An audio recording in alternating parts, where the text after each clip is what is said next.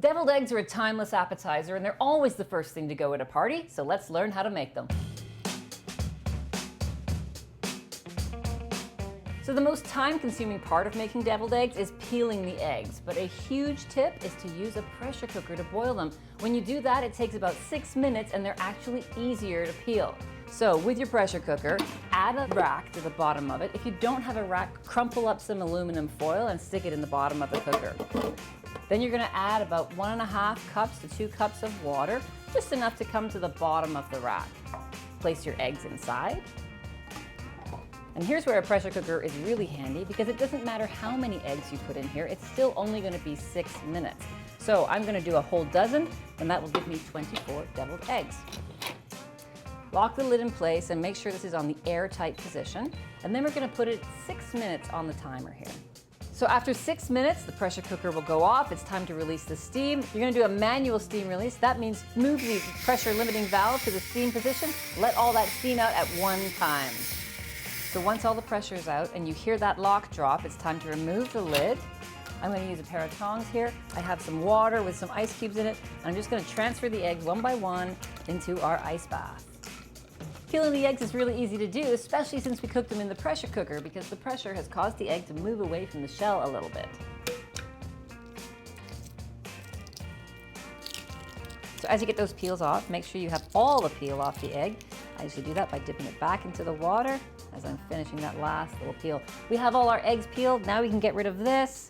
We can go ahead and cut these in half. So you want a sharp knife and you want a clean towel. So you can wipe the knife in between every time you cut the eggs. Now the reason we do that is so that we keep the whites looking nice and clean and pretty. Once you have them all cut in half, we're going to take the yolks out and we're going to transfer them to a separate bowl. They should pop out pretty easily, but just a little fork will help along the way.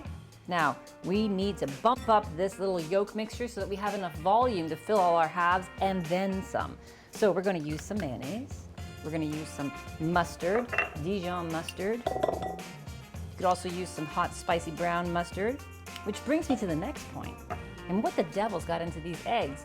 That's where the name deviled eggs came from. You need a little spice in here, so a little bit of cayenne. You could also use hot sauce. And we're going to come back to our fork and we're going to crush these all together and mix them up and give them a good beating so that we actually increase the volume quite significantly.